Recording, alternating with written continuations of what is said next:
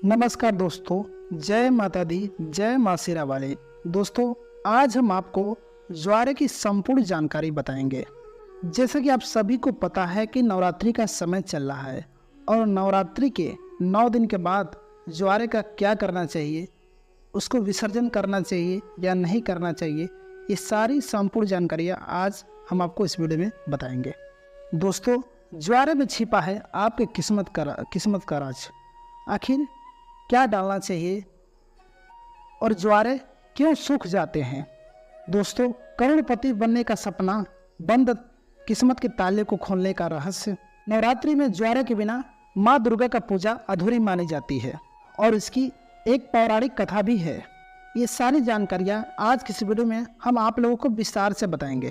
दोस्तों, इसलिए इस वीडियो के अंत तक जरूर बने रहेगा। इस वीडियो को एक एक बात को ध्यान से सुनिएगा।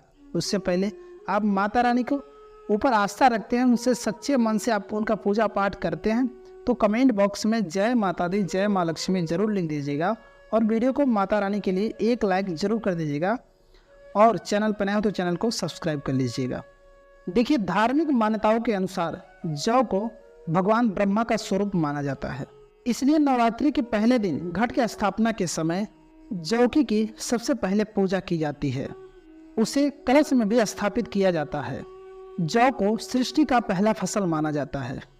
इसलिए जब भी देवी देवताओं की पूजा की जाती है या हवन के समय अक्सर आपने देखा होगा जो अर्पित किए जाते हैं, साथ ही ये भी कहा जाता है जो अन्न ब्रह्म के समान है और अन्न का हमेशा सम्मान करना चाहिए। इसलिए पूजा में जौ का इस्तेमाल भी होता है। इसलिए लोग ज्वारे भी बोते हैं।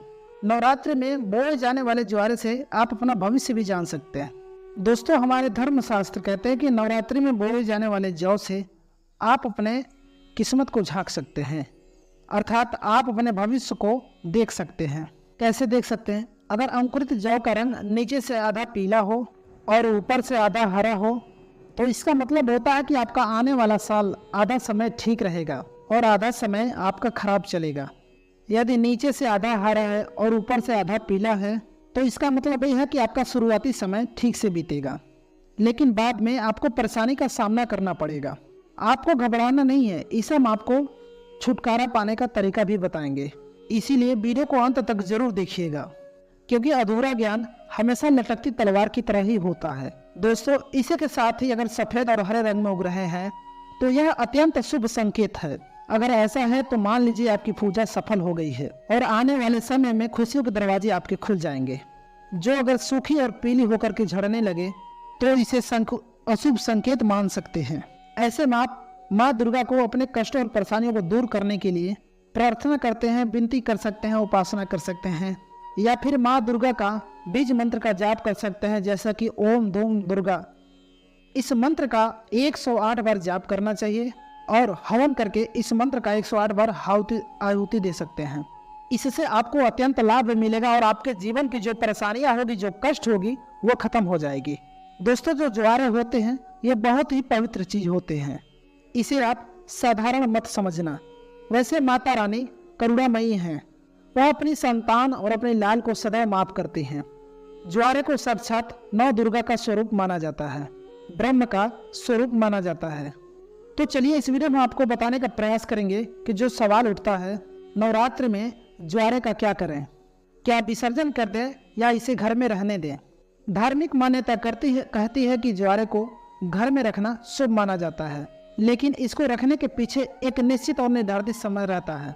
इसी निर्धारित समय में ज्वारे की सेवा करके जल में इसे विसर्जित कर देना चाहिए। दोस्तों, जैसा कि आपने इसकी 9 दिन खूब सेवा की है, बहुत अच्छी बात है कि आपने जौ की 9 दिनों तक खूब सेवा की है, लेकिन 9 दिनों के बाद इसे जल में विसर्जित कर देना चाहिए, क्योंकि शक्ति को शक्ति में साथ लाना जरूरी है। जल को गंगा शक्ति कहा जाता है और ज्वारे को श्री शक्ति अर्थात लक्ष्मी की शक्ति, दुर्गा की शक्ति। इसलिए जब श्री शक्ति को जल शक्ति और गंगा शक्ति को भेंट करते हैं तो यह गंगा शक्ति में जा करके मिल जाती है। हम आपको एक छोटे से उदाहरण में समझाने की कोशिश करेंगे। जिस प्रकार जो हमारा शरीर होता है यह पंच तत्व में मिल जाता है, इसी प्रकार ज्वारे भी पूर्ण प्रकार शक्ति के साथ अपने अष्टभुजा दुर्गा स्वरूप में शक्ति में मिल जाता है। तो दोस्तों, ज्वारे 9 दिन अखंड ज्योति जलने के कारण ध्यान से सुनना।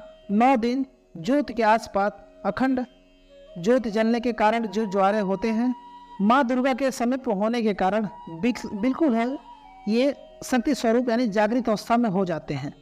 ऐसे ज्वारे लोगों के दुख, तकलीफ, परेशानी इन सब को चुटकियों में समाप्त कर सकते हैं। तो आइए इस वीडियो में जानते हैं कि ज्वारे को किस प्रकार हम अपने फूटी किस्मत को दूर कर सकते हैं, अपने दुर्भाग्य को सौभाग्य में। दोस्तों, वास्तव में हमें क्या करना चाहिए? ज्वारे को विसर्जित करते समय ज्वारे को हमें जल में धो करके हमें अपने हाथ में ले करके आना चाहिए। इसे क्यों लाना चाहिए? क्योंकि इसे श्री शक्ति का प्रतीक कहा जाता है। श्री शक्ति अर्थात इसे लक्ष्मी का स्वरूप माना जाता है। ज्वारे को हमेशा धन स्थान, व्यापार स्थान या फिर कारोबार स्थान है, इस जगहों पर आपको जरूर रखना चाहिए। इससे धन में बढ़ोतरी होती है, कारोबार में उन्नति होती है। अगर आपका दुकान, आपका बिजनेस ठीक से नहीं चल पा रहा है, कारोबार में बढ़ोतरी नहीं हो पा रहा है, या फिर आपका धंधा पानी अच्छे से नहीं चल पा रहा है, निरंतर आपको नुकसान होता जा रहा है, तो बिल्कुल ही ज्वारे की कुछ पत्तियां आप अपने व्यापार स्थान में, धन स्थान में जरूर रखें। आपके धन में बढ़ोतरी होगी, कारोबार में तरक्की होगी और आप जो भी बिजनेस करते हैं उसमें आपको लाभ मिलेगा। दोस्तों, ऐसा माना जाता है कि ज्वारे को पीले या लाल वस्त्र में लपेटकर ऊपर से मौली धागा से बांधकर अगर इसे पैसों के स्थान पर रखा जाए तो इससे कभी भी पैसों की कमी नहीं होती, क्योंकि यह श्री शक्ति के कारण यह जागृत होता है। श्री अर्थात पूर्ण रूप से इसे लक्ष्मी कहते हैं। इसी के साथ कुछ लोग यह भी कहते हैं, लोगों का मानना है कि ज्वारे को अगर थोड़ी सी मात्रा में आप अपने पर्स में रख लेते हैं, और आप में से अधिकतर लोग अपने पर्स में ज्वारे को जरूर रखते होंगे। अगर आप अपने पर्स में ज्वारे को रख लेते हैं तो आपको कभी भी पैसों की कमी नहीं होगी, आपके पर्स में हमेशा पैसा भरा रहेगा।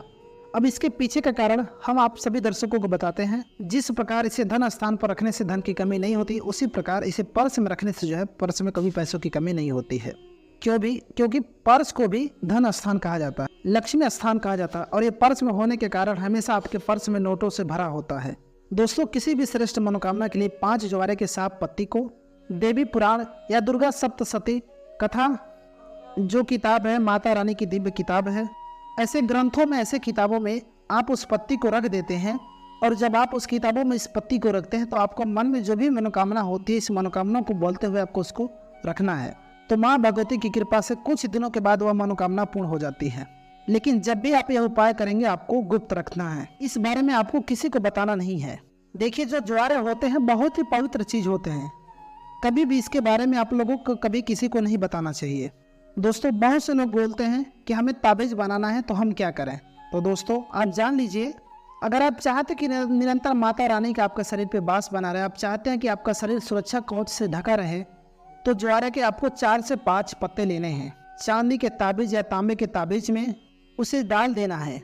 और जो आप 9 दिन तक माता रानी के लिए अगरबत्ती जला कर रखते हैं, उस अगरबत्ती का जो भस्म जला करके रखी है आपने, माता रानी को जो आप अच्छा चढ़ा के रखे हैं, जिसे हम पीला चावल बोलते हैं, ये सारी चीज़ आपको लेने हैं, उसे आपको ताबीज में डाल देने हैं।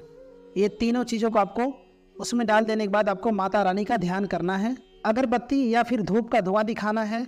आपने जो ताबीज बना करके रखा है उसमें, और आप जो है इसे नवरात्रि के बाद किसी भी धारण कर सकते हैं, तो यह आपको हमेशा सुरक्षा कवच की तरह ही आपको फायदा पहुंचाएगा, सुरक्षा कवच की तरह आपकी यह रक्षा करेगा।